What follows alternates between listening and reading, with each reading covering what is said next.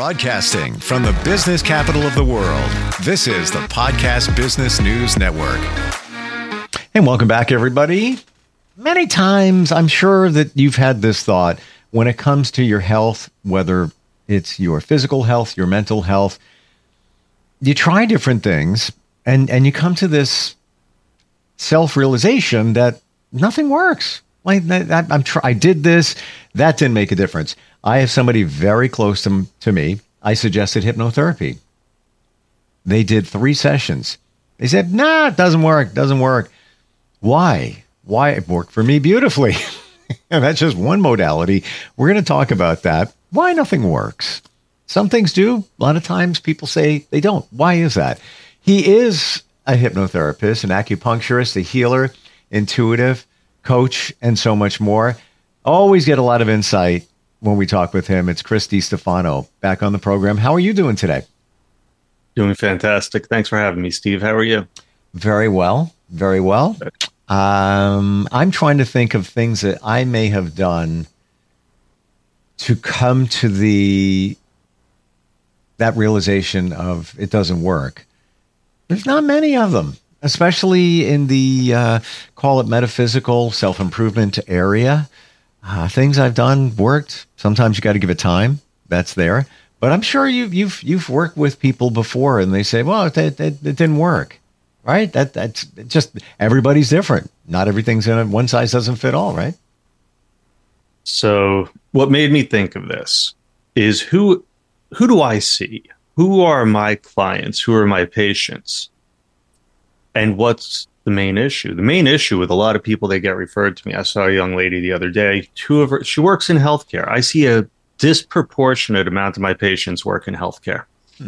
And she was referred by 2 of her coworkers for a thrown out back. And she's done the usual and customary, including muscle relaxants and steroids.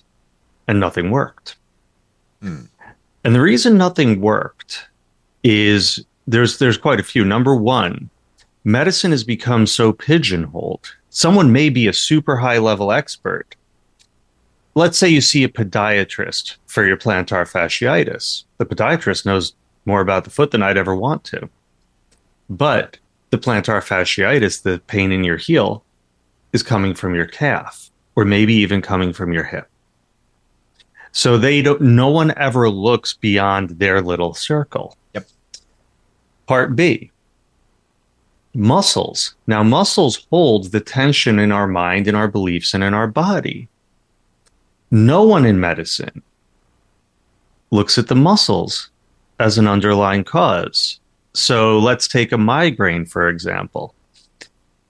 I've seen people that have taken all the different medications, and yes, the medications have side effects. Why? Let's take Topamax, which one of my patients told me he calls Dopamax because it makes you very dopey. Or gabapentin or anything like that, same class. Or a muscle relaxant. The original muscle relaxant was a Valium. When you want to relax the muscles that are causing the headache, no one admits this in the neurology world. They don't talk about it, but they know it's true. I know because I've spoken to them. Rather than addressing the muscles that are underlying it, and what's underneath the muscles are habitual thoughts, belief systems, and habits. We have to shift who we are and how we interact with the world. Spoiler alert, that's where I'm going. But they don't look at the muscles. So the patient never looks at the muscles. So they suffer literally for years or decades because nobody's treating the simple underlying, because the SCM muscle is a little fun to work on. I do it all the time. Most people, including pain management, completely ignores that muscle. Don't ask me why. They do lots of amazing things. No one does it. Now, I'm not going to throw anyone under the bus here, but I will say with the new method I developed that helps people to learn how to heal themselves. I spoke to a massage therapy friend of mine, and I said, hey, you want to learn this? She's like, no. Why not? Because I will lose my regular clients. That's the entire mentality of medicine, whether or not anyone says it out loud. Keeping you in a state, like my goal for everyone is not to get them healthy. My goal is to get them optimal, because that's what's possible for me. So we have this credibility gap. No one's looking at muscles. No one's looking into the deep underlying stuff, which is the stress and the belief systems. And when I say everything, why nothing works, spirituality, I was big into a lot of the non-dual and all this other stuff. All they say is the body's not real and the mind, the story's not real. When we push away parts of ourselves, we develop pathology. So even in spirituality, you're going to see it. So all of this, and the best part is, because I know I've gone in a whole lot of circles, the best part is, if you want to get well, our bodies are trying to speak to us. We have to listen and act. If you want to get well, change your life. Your body is trying to get you to do that. People who are not holding their space, who are not loving themselves, who are not respecting themselves, who are not acting from their authenticity, will be pathologically ill because they are out of sync with who they are. So many things to talk about here. Sorry about that. No, it's all good. It's all good. And we'll work our way back. So when we get ill, the body is trying to tell you something. Would you say that? Yeah. So I'd say every time. Every time. So you need to make changes. You need to listen. In my journey, I'm going to agree with that 100%. Steve, I'm talking about even outside stuff, like you trip on a curb, you get, hit by a car. It's all the world. It's all us being spoken to. That's a tough one to process. I know I go far out. All right, so let's go. I was working my way backward, but now we went forward, so now I got to go backward on this one. I'm sorry. No worries at all. You get hit by a car. I don't want to say it was your fault, but how does that align with you, habits, your body? Were you not paying attention? Where are you going with that one? Okay. Hit by a car is an extreme example, but let's go with this. An external event. I'll reframe this. Why does this keep happening to me?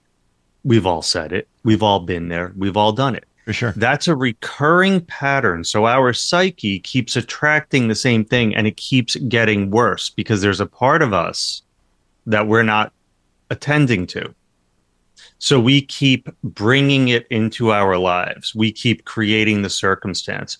So, and again, I'm not saying that it's your fault if you got hit by a car, but sometimes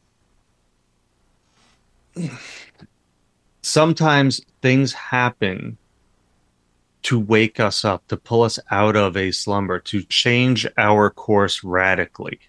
I get it. And we can call it the hand of God. We can call it fate. We can call it whatever it is, and by the way, you getting hit by the car, and let's just hope it's not a real hit, is also for the driver of that car. It's also for the witnesses. That person may have something like they had to learn how to pay attention. And unfortunately, you were the object they learned it on.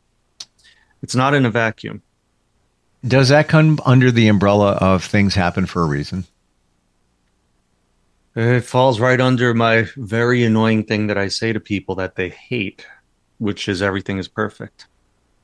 Because we can't quite understand that level. Why do bad things happen to good people?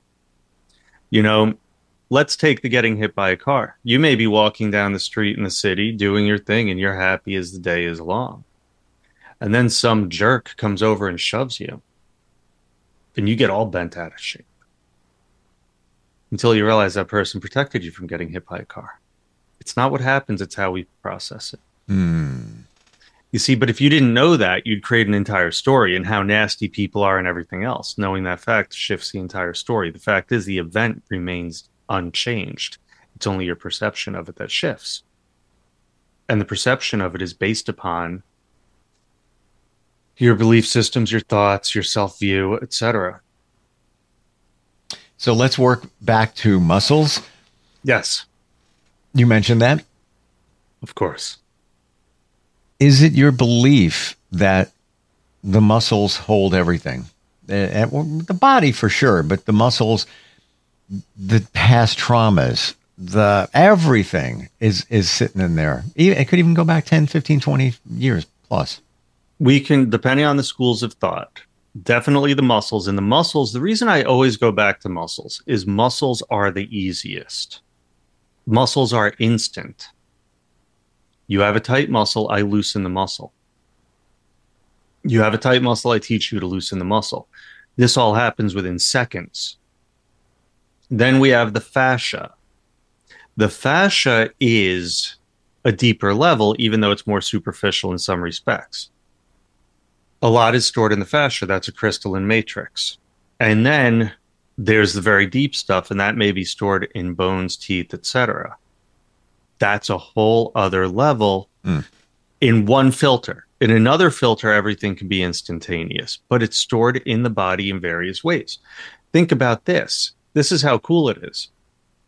See, no one processes this way.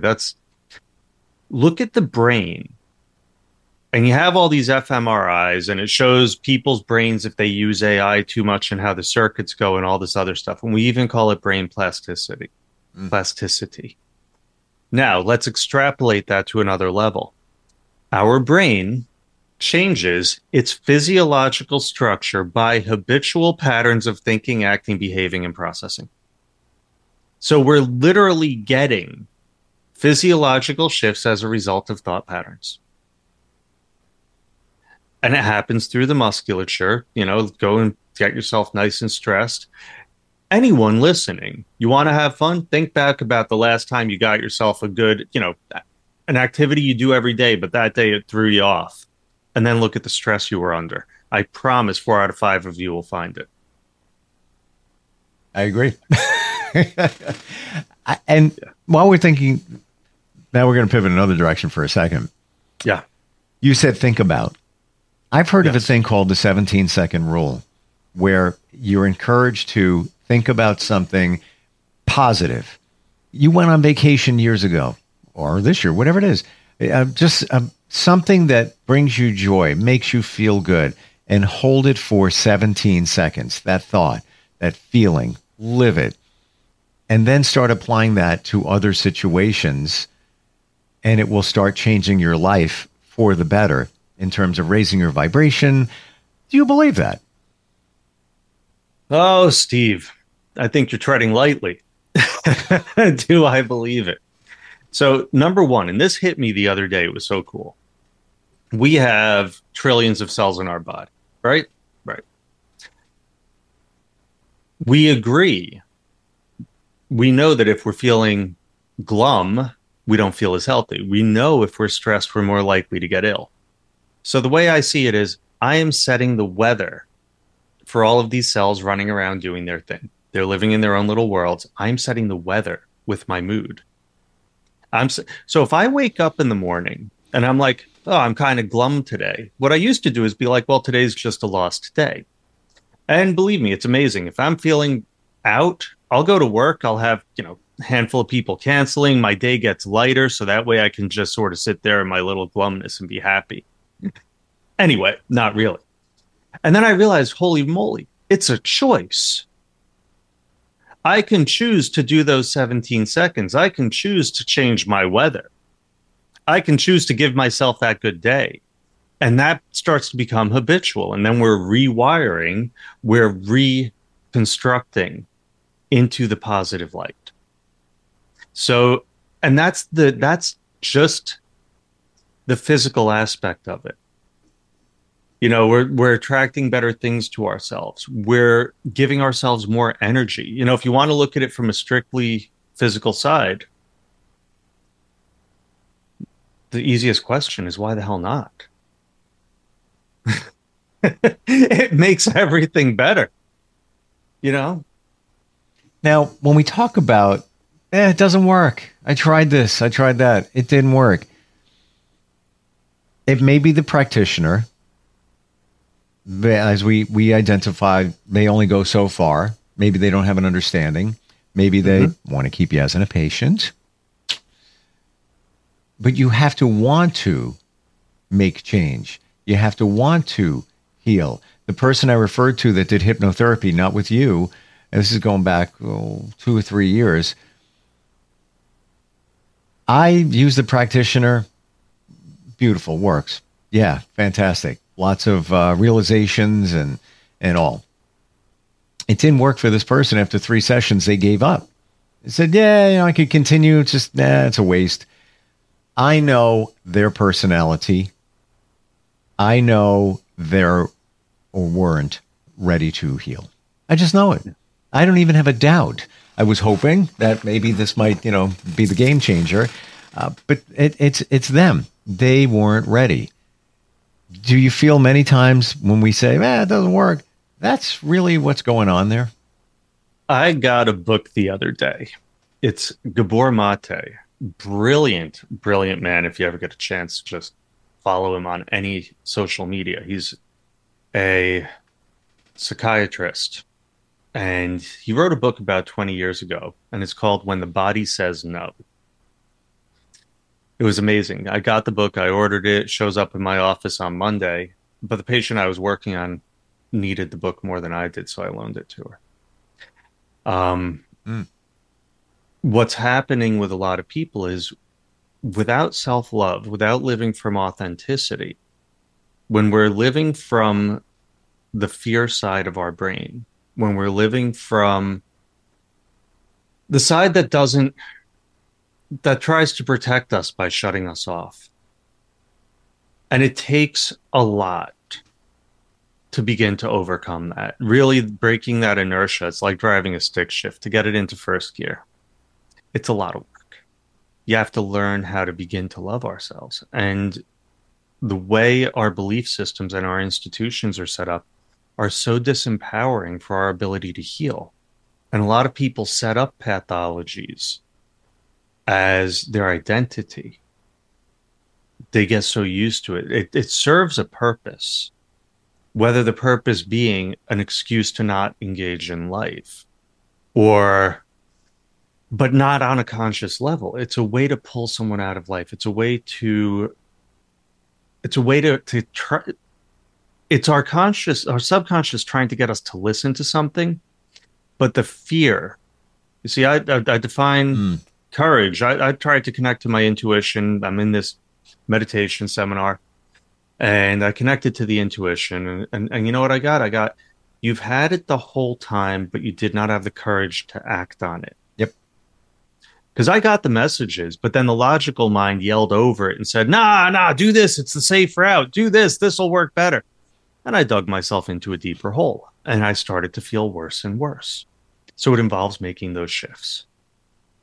And that's the leap of faith. And without doing that, the body's going to keep asking us. It takes a lot of courage to make those shifts. Yeah. And I get it. I live it almost every day. Like there's certain things I know I should change, direction I should go in, but then there's this, then there's that, then there's this. And sometimes you got to just go radical, cold turkey, if you will, and just make a shift, make a change, throw that logic out of the way, and then move forward. That, believe it or not, we all have unique gifts. That's one of mine. That's also why I had a basically lifelong battle with depression, anxiety, all that stuff. So the my logical mind is really very, very powerful. And that is a recipe for depression. A lot of air quotes smart people, because we only emphasize that side of the mind in our society, which is actually highly toxic to do that. So the way that I work is very different from a lot of other people in this realm. The instructions that we're told, and most people follow, is the subconscious only understands the positive. The subconscious, oh, by the way, warning about affirmations. Why does nothing work? Because you're doing stupid affirmations. Sorry to be so blunt. Give an example.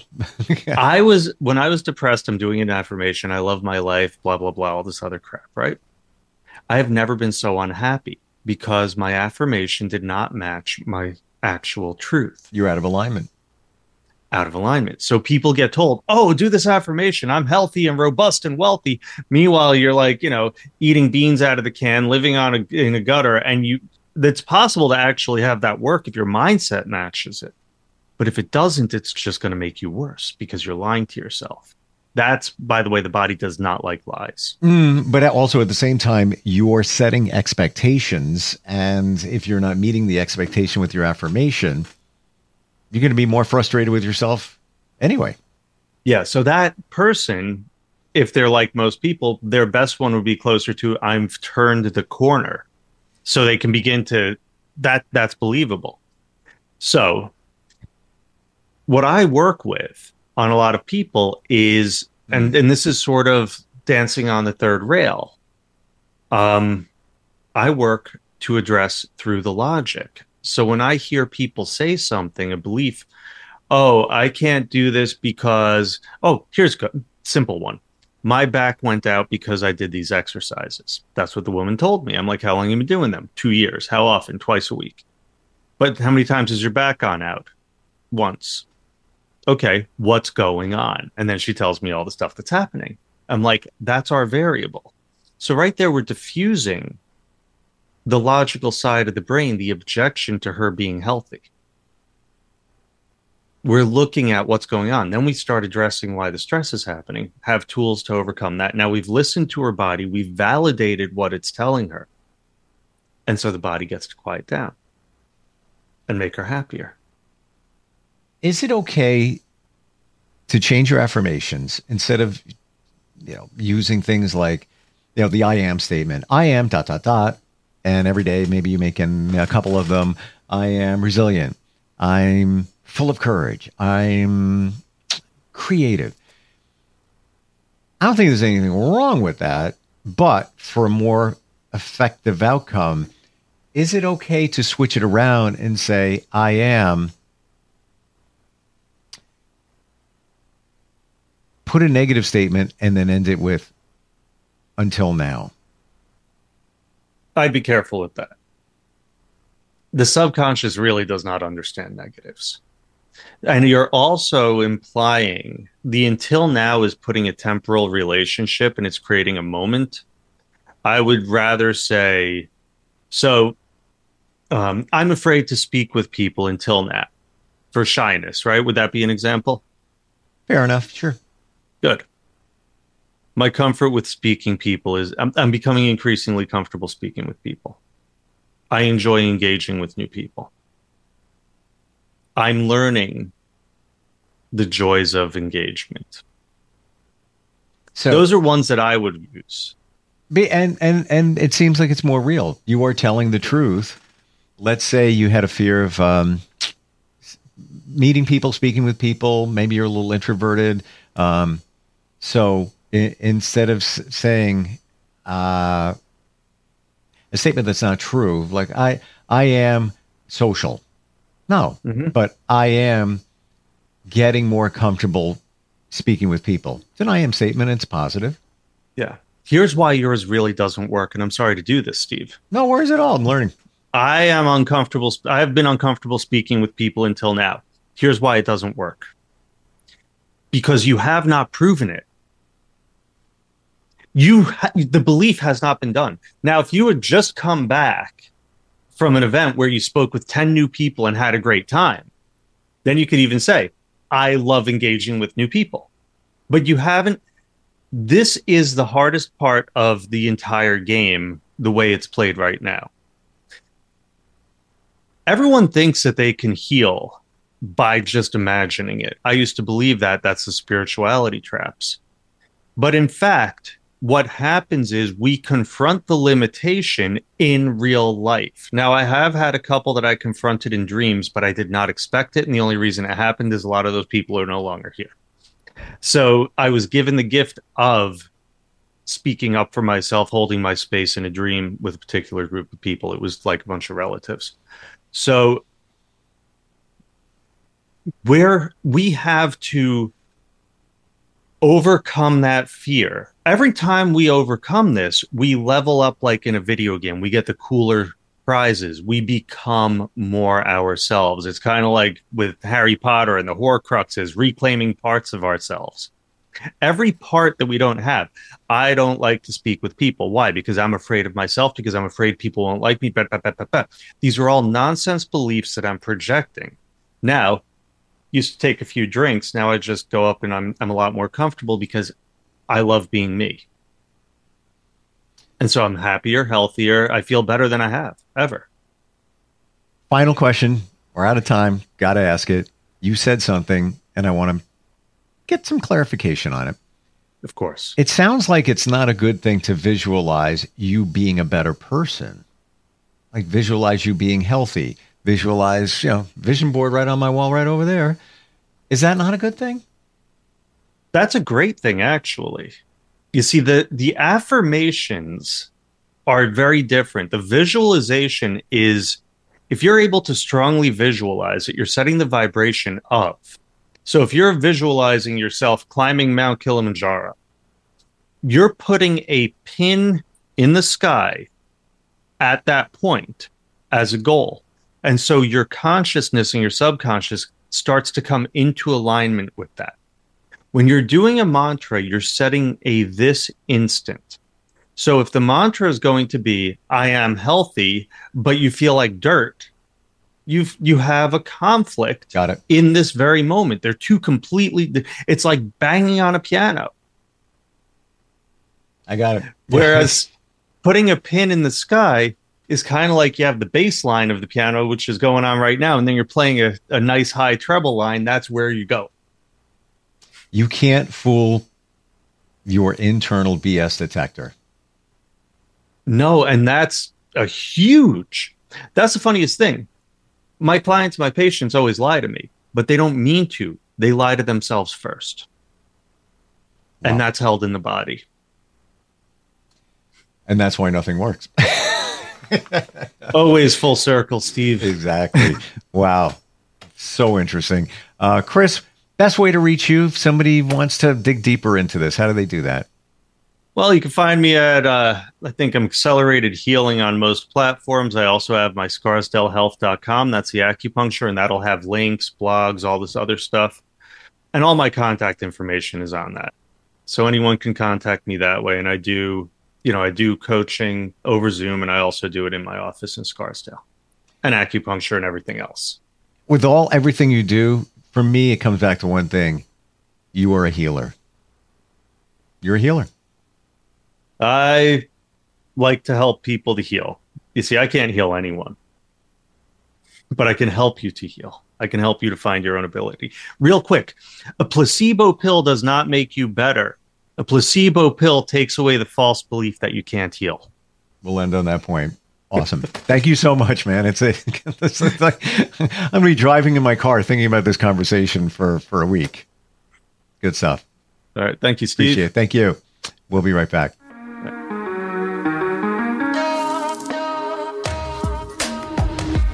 Broadcasting from the business capital of the world, this is the Podcast Business News Network. Hi, this is Terry Crews, actor, former football player, game show host, father of 5, and all-around big dude. I'm also an expert on drama. I know all kinds of drama. There's the good kind that comes with having a house full of kids. There's the bad kind like season-ending injuries. There's the necessary kind like having an agent in Hollywood. And there's silly drama like the drama around my percolating pectorals. And then there's the drama you can skip. Skip the drama that comes with not having your high school diploma or equivalency. Find free adult education classes near you and finish your high school diploma. Visit finishyourdiploma.org. Or text diploma to 97779. Message and data rates may apply. Reply stop to opt out. That's diploma to 97779. And leave the drama to actors like me. Brought to you by the Dollar General Literacy Foundation and the Ad Council.